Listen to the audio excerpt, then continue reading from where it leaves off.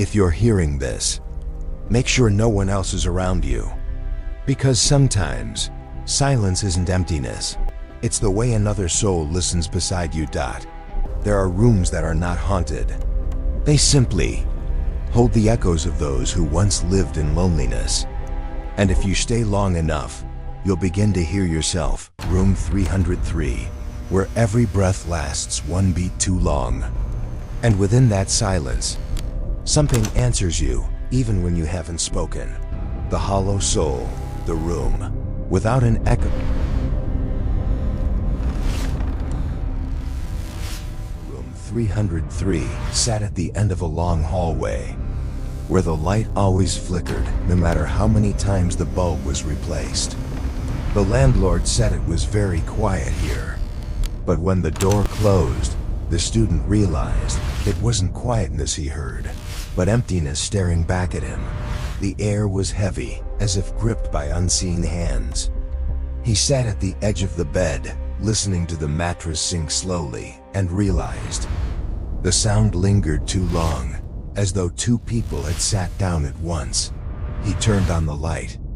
The faint yellow glow brushed across tangled scratches on the wall, marks like letters, carved but unreadable, still trembling, as if alive. Beneath the layer of paint, a damp darkness exhaled a faint scent, not of mold, but of a memory buried alive. That first night, he dreamed of waking up. The room was the same, except for one thing. The mirror in the corner no longer reflected him. It reflected the room, empty, cold, and no one inside it. He stood there, staring into the hollow shape of himself, and felt someone standing right behind him. Very close, very still. He didn't turn around, because he feared that if he did, that person might truly disappear, and he would be alone forever.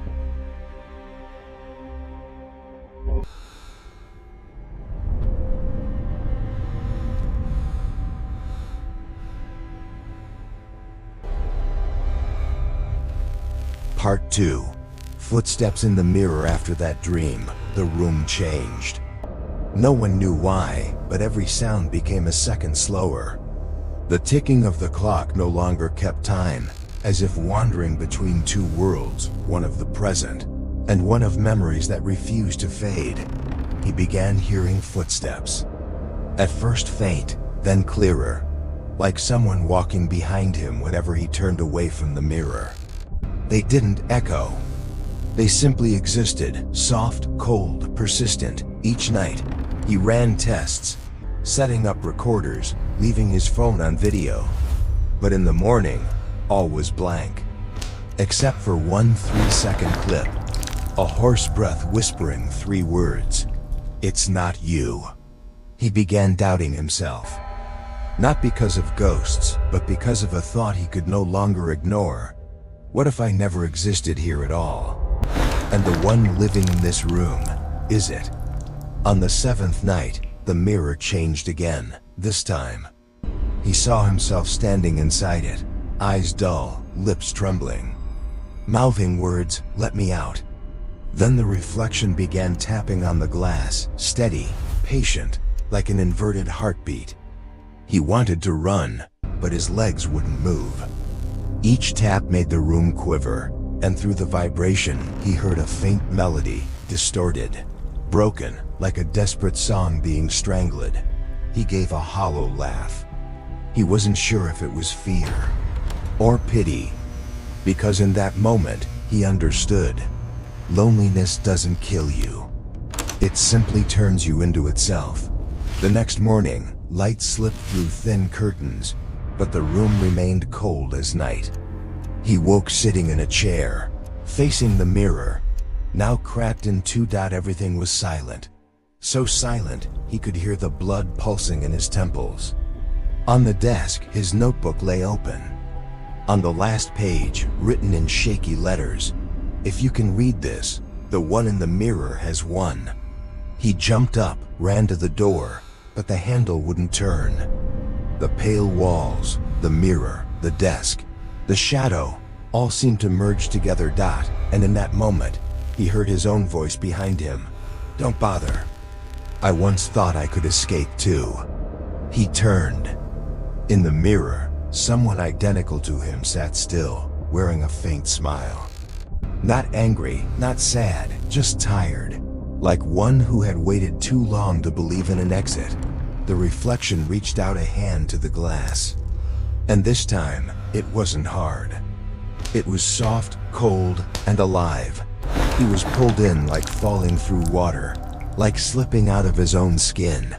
When he opened his eyes, he was back in the room. The mirror shone clean. On the desk, the recorder was still running. And the door was ajar. Another student entered, weary, lonely, dragging a suitcase. He looked around, sighed softly. Finally, a place to stay. In the mirror, a shadow smiled faintly. And a new circle of solitude began. There are no ghosts in this room. Only the parts of us that refuse to move on.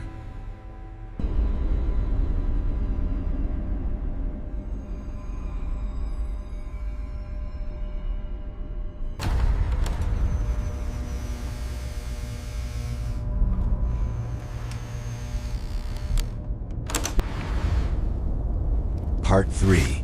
When the room begins to remember. On the third night, he began to hear his own voice.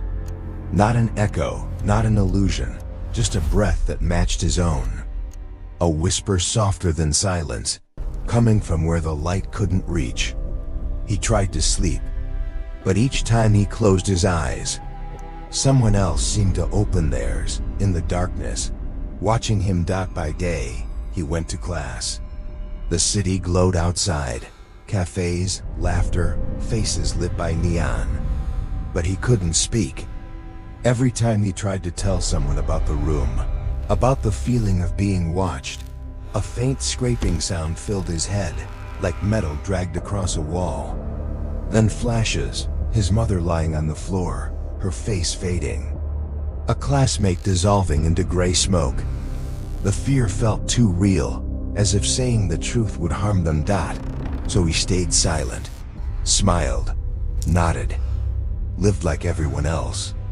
But inside, something unseen was dragging his mind downward, inch by inch. He forgot how to measure time.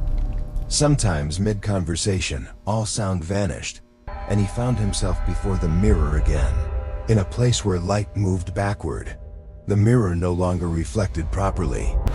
At times his shadow lagged a second behind, and once, when he lifted his head after washing his face, the figure in the mirror smiled first. A small smile, too real. From that night, he covered the mirror with a white cloth. Yet each night before sleep, he still heard the fabric rustle, softly, enough to tighten his chest. As though the room was breathing, remembering every soul before him, and now whispering only one phrase: "Don't run anymore. We are one." He didn't remember when the dreams began, dreams of the room, while he was already in it. Everything repeated. The dim light, the wind through the crack in the door, the breath behind him. But in the dream, every detail was too clear, as if the room itself dreamed through him. Once, waking in the dark, he found himself sitting before the covered mirror, though he had no memory of getting up. The white cloth was still there, but a handprint pressed from the inside, reaching outward. He stepped back, tried to scream, but no sound came. The same feeling again, being watched, controlled, and knowing that if he disobeyed, someone would be hurt. Tears came, not from fear, but from helplessness. He realized he was dissolving into something without form. The next day, at school, he tried to look others in the eye, but the more he looked, the emptier they seemed. Just like him, as if the whole world were a reflection, and only that room was real. That night, he returned, switched on the light, and faced the mirror. No cloth, no light, just his image motionless. And the one in the mirror moved first. The reflection stepped closer, not angry, but full of sorrow. His voice came, faint and echoing inside his mind. You've forgotten who was left here first. I've been waiting for you to come back, so we can live again." Everything shattered. The room trembled like a living being. Cracks split across the damp walls, light bleeding out like veins of blood. He collapsed, hands on the freezing floor, and in the last instant before consciousness faded, he realized he now stood on the other side of the mirror. There, nothing remained but perfect silence, and countless faces waiting to be replaced. He often wondered, maybe humans never truly live. We only endure inside borrowed forms. Every morning, he wore a smile, met shining faces under bright lights, heard applause like thunder. But within the crowd, no one saw his trembling eyes. He had wanted to cry for help, to tell someone that something was crushing his heart, breaking his soul piece by piece. But he couldn't. Not because he was weak, but because behind him were those he loved. Who would suffer if he spoke the truth? The world outside was too loud, while pain was always silent. So he smiled beneath the spotlight, and only cried when the cameras stopped. Each night, the empty room still watched him, and in the silence, he wondered, does anyone hear my soul calling for help? Then one night, in a darkness that felt thick enough to touch, he understood, sometimes freeing yourself is the only way to protect others. Sometimes when one thread of fate ends, it opens the door for many other souls to be free, and so he chose to let go. No fear, no running, just release, gentle as a shadow slipping from the mirror. He never thought that the end of life would be the unlocking of the soul. No more torment, no more darkness, no more struggle to live in despair for someone else's sake. The wicked could no longer bind the soul. No more chasing, no more fear, only quiet transparency and a distant, gentle light. Everything returned to the soul's original form, freedom. If you're hearing this, remember, sometimes silence doesn't mean someone is gone.